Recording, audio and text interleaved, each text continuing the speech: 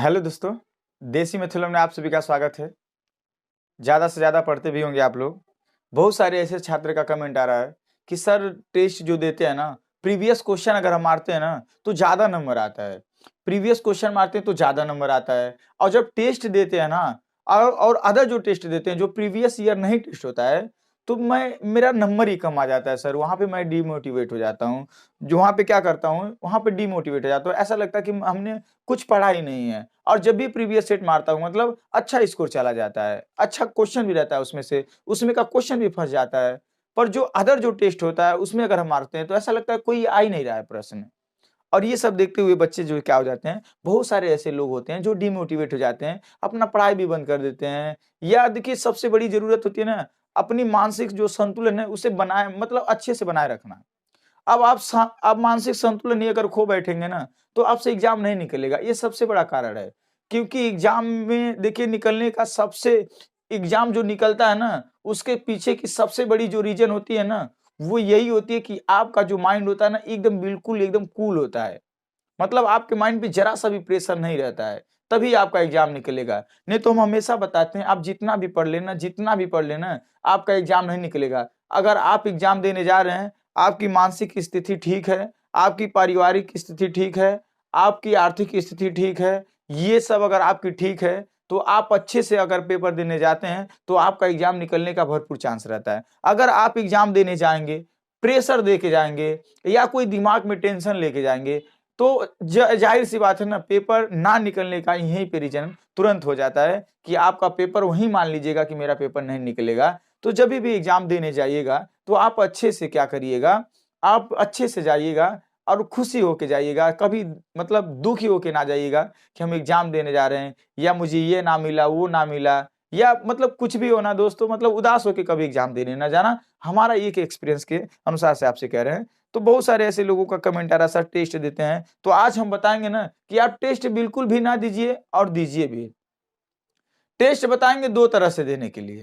Test हम आपको बताएंगे दो तरह से देने के लिए। अगर वो दो तरीका अगर आप आजमा लिए तो 100% आपका प्रेशर भी नहीं होगा दिमाग पे, आपके दिमाग पे प्रेशर भी नहीं होगा, आप डिप्रेशन में भी नहीं जाएंगे और आप डीमोटिवेट भी नहीं होंगे। अगर वीडियो अगर अंत तक देख लिए और अगर आप यही टॉपिक अगर फॉलो कर लिए, ये रूल अगर फॉलो कर लिए आप, तो 100% आपके दिमाग पे जरा सा भी दबाव नहीं पड़ेगा।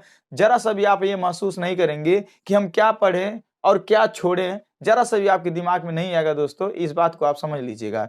तो देखिए ऐसे देखिए हम हमेशा बताते हैं ना, आज का जो भी मेरा पॉइंट रहेगा ना कि क्या छोड़ूं क्या पढ़ूं और टेस्ट दूं या ना दूं, टेस्ट कैसे दूं, इस सारे चीज पे हम क्या करेंगे, चर्चा करेंगे। तो सबसे पहले हम अपना सलाह देते हैं आपको, जो बहुत सारे, क्योंकि एग्जाम करीब है। अब बहुत सारे लोगों को लगता होगा ई पढ़ें, कि जब आप लोग बैठते होंगे ना पढ़ने, तो बहुत सारे स्टूडेंटों के मन में आता होगा और क्या पढ़ें क्या पढ़ें क्या ना पढ़ें, ये पढ़ रहे हैं तो ये छूट जा रहा है, ये पढ़ रहे हैं तो ये छूट जा रहा है। बहुत सारे ऐसे लोगों के मन में डाउट हो रहा होगा, ये बात सबके मन में चल रहा होगा। तो इस डाउट से निकलने के लिए सबसे बेस्ट तरीका हम आपको बताने का काम करते हैं।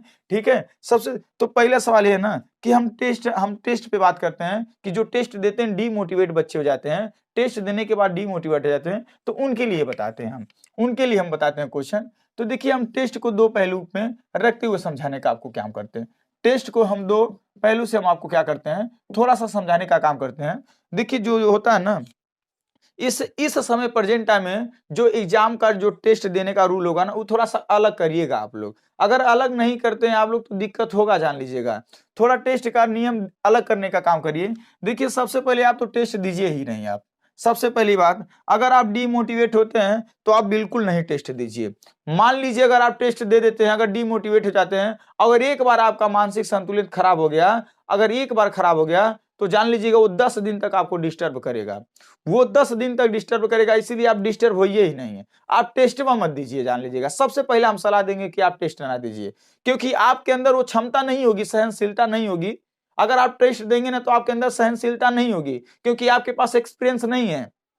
आपके पास एक्सपीरियंस नहीं है, इसलिए आपके पास सहनशीलता होबे नहीं करेगी। आप हमारी बात समझ रहे हैं।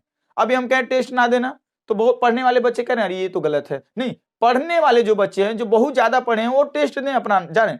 पर हम कह रहे हैं दो पहलू को ध्यान में रखते हुए बताएंगे टेस्ट को दो। अभी लोग टेस्ट देते हैं ना, अभी जरा सा भी नंबर कम आ जाता है तुरंत डिमोटिवेट हो जाए। अरे काहे डिमोटिवेट हो जाते हैं? टेस्ट इसीलिए बना है कि आपका नंबर कम आ जाए और आप डिमोटिवेट हो जाए। एक इसलिए टेस्ट बना है, ताकि टेस्ट इसलिए बना है कि देखिए क्वेश्चन कहां से आ रहा है, कौन सा क्वेश्चन हमसे बार बार लग जा रहा है, कौन सा ऐसा प्रश्न है जो बार बार नहीं लग रहा है, उसका ध्यान नहीं देते हैं आप लोग। सीधे नंबर आ गया, इसको डिमोटिवेट हो जाते हैं, दोबारा उसका सोल्यूशन नहीं भी देखते हैं आप लोग, दोबारा उसका पूरा एक।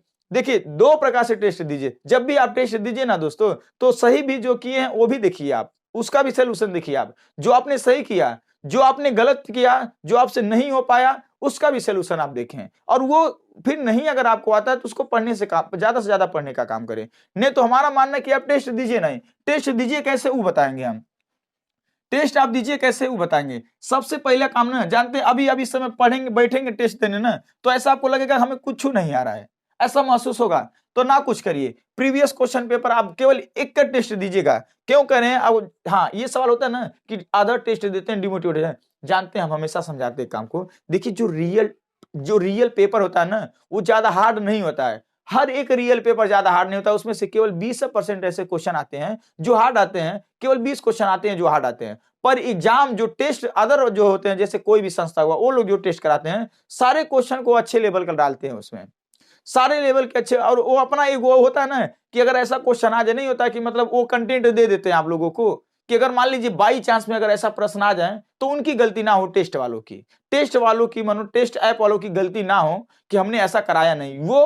वो परहैप्स पे निर्भर करते हैं, शायद ऐसा क्वेश्चन आ जाए, शायद ऐसा कोई, वो शायद पे टेस्ट कराते हैं। जितना भी लोग कराते हैं ना, वो शायद पे टेस्ट कराते हैं। शायद ऐसा प्रश्न अगर आ जाए तो हमारी गलती ना हो, बस सीधी सी बात टेस्ट। अब ऐसा टेस्ट मारेंगे तो इसमें कम नंबर आएगा ही। जब आप रियल टेस्ट मारेंगे तो उसमें आपको लगेगा हमने बहुत कुछ पढ़ा है, और वाकई में आपने कुछ पढ़ा है।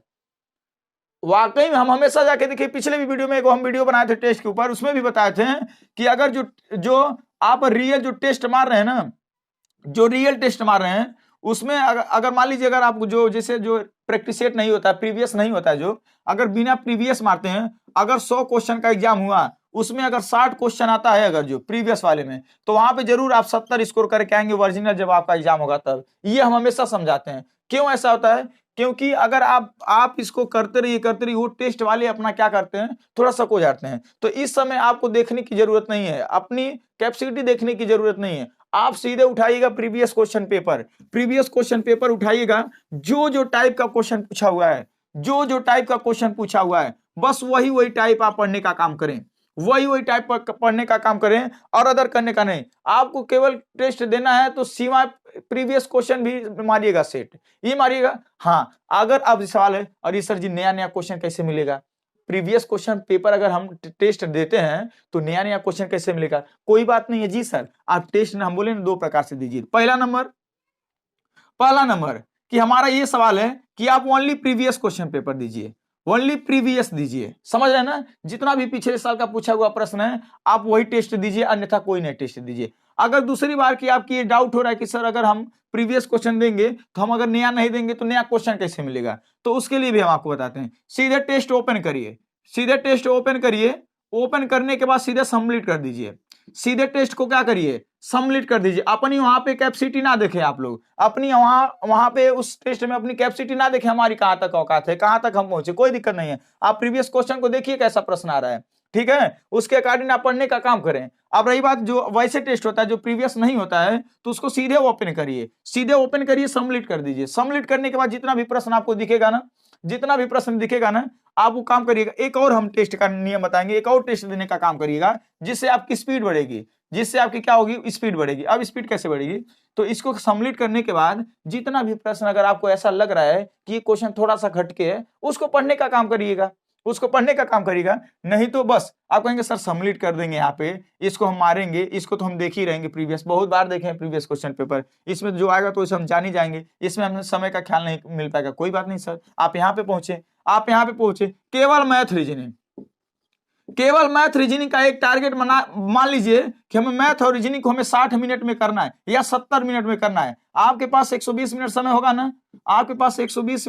ना, इसमें से 70 मिनट या 80 मिनट आप निकाल दीजिए। 80 मिनट समय आप निकाल दीजिए ईमानदारी से, या 70 या 75 मिनट। चलिए 75 मिनट आप मैथ रीजनिंग के लिए समय निकाल लीजिए। केवल आप जो भी वो टेस्ट दीजिएगा ना, जो कहना है बिना प्रीवियस वाला, तो केवल 75 मिनट का दीजिएगा आप टेस्ट, और टेस्ट दीजिएगा केवल मैथ और रीजनिंग, क्योंकि स्पीड बढ़ाने वाला यही है। बाकी हिंदी में जीके में क्या करेंगे? जीके अगर आपको आएगा तो आएगा, नहीं आएगा तो नहीं आएगा, आप कुछ कर नहीं पाएंगे। समय गंवाने से कोनो फायदा नहीं होता है। आपको लग नहीं जाएगा जीके आ रहा है हमें नहीं आएगा। अगर आपके एग्जाम में अगर जीके का प्रश्न आए, आप पढ़ेंगे एक बार, कितने लोग को देखते ही पता चल जाता है कि ये क्वेश्चन मेरे बस का नहीं है, तो आपकी बस का नहीं है तो आप उसे छोड़ दीजिए, सिंपल सी बात। टाइम देने से क्या फायदा? तो ये जो जीके जीएस और हिंदी की बात कही, तो हिंदी में समझने वाला कुछ टॉपिक होते हैं, तो उस पर हम समय भी यहाँ पे निकाल दें। केवल हम 75 मिनट आपसे लिए हैं, 45 मिनट समय हम आपको दिए हैं उसमें, 45 मिनट समय दिए हैं हिंदी पे और जीके पे आपको। 75 मिनट के समय मार के रोज टेस्ट जब भी टेस्ट मारिएगा ना, तो 75 मिनट का ही टेस्ट दीजिएगा, केवल मैथ और रीजनिंग, ताकि आपका स्पीड बना रहे। अब उसके बाद टेस्ट खोलिएगा, कैसे रीजनिंग आ रहा है, किस प्रकार से पूछा जा रहा है। अब ऐसे बहुत सारे लोगों का कमेंट आ रहा है, सर हमें प्रीवियस क्वेश्चन जैसे प्रश्न आता है मिलता नहीं है। अरे सर, अगर आपको कोई भी टाइप का रीजनिंग का मान लीजिए कोई टाइप का क्वेश्चन दे दिया, जैसे पूछ दिया कि मान लीजिए 15 अगस्त सन 1997 में, 15 अगस्त सन 1997 में कौन सा दिन था? तो अब ये क्वेश्चन मान लीजिए पेपर में पूछा गया था, तो ये क्वेश्चन कहीं बुक में थोड़ी कर मिलेगा, वो तो पेपर में पूछा गया था। हाँ, टाइप मिलेगा बुक में, टाइप मिलेगा बुक में, आप टाइप से पढ़ने का काम करें। वो टाइप कहाँ मिलेगा, किस बुक में? तो जाइए बुक देखिए, हर एक बुक में वो टाइप दिया रहता है, आराम से टाइप से पढ़िए। तो वही बात, जब भी आप टेस्ट दीजिए ना, अब क्या पढ़ूं क्या छोड़ूं, अगर ये टेंशन लेंगे ना बैठ के तो बहुत कुछ पढ़बो नहीं करेंगे, सब कुछ छोड़ भी देंगे। क्या पढ़ूं क्या छोड़ू का चक्कर में कुछ पढ़बो नहीं करेंगे, सब छोड़ देंगे। इसीलिए सोचबे नहीं किए कि क्या पढ़े क्या छोड़े, प्रेशर ही नहीं लीजिए कि ये छूट रहा है, हम ये पढ़ रहे हैं। अरे जो पढ़ रहे हैं उसको पढ़ते रहिए, जो छूट रहा है ना अगली बार उसको ही भी पढ़ लीजिएगा। फिर महसूस होगा उसको पढ़ते समय ना कि अगला कोई छूट रहा है ना, तो अगला टॉपिक उसी पे आप टारगेट कर दीजिएगा, उसी को टारगेट कर दीजिएगा कि अब तुम्ही को हम पढ़ेंगे, तुम छूट रहे हो ना, अब तुम्ही को पढ़ेंगे। सीधी सी बात कर लेना दोस्तों, कह रहे ना आराम से एग्जाम निकलेगा, कोई पहाड़ नहीं है एग्जाम निकालना। आप हैं, आप कुछ भी कर सकते हैं, ठीक है। कोई बन के नहीं आया, कोई जीनियस नहीं है, सब कोई जीनियस है, अपने एक सब्जेक्ट में जीनियस है। आप ना अपने आप को खुद कमजोर समझ लेते हैं। आप लोग टेस्ट देने के बाद भी ना ये भी सोच रहे हैं कि मेरा इसमें कुछ नहीं है। अरे काहे नहीं है यार, टेस्ट दिए, नंबर आया, क्यों डिमोटिवेट हो हम? सीधे निकालिए ना क्वेश्चन कौन सा नहीं आ रहा है हमें, उसको पढ़िए, कहीं से भी पढ़िए, चाहे टीचर से पढ़िए, चाहे आप कहीं से सर्च करके उसको पढ़िए, कैसा क्वेश्चन आ रहा है कि मुझे नहीं आ रहा है। परेशान हम कह रहे हर टाइप का यार, एक दो देखते हैं ना, 2 से 3 टाइप का प्रश्न देता है हर एक एग्जाम में, आप लोग प्रेशर ले लेते हैं।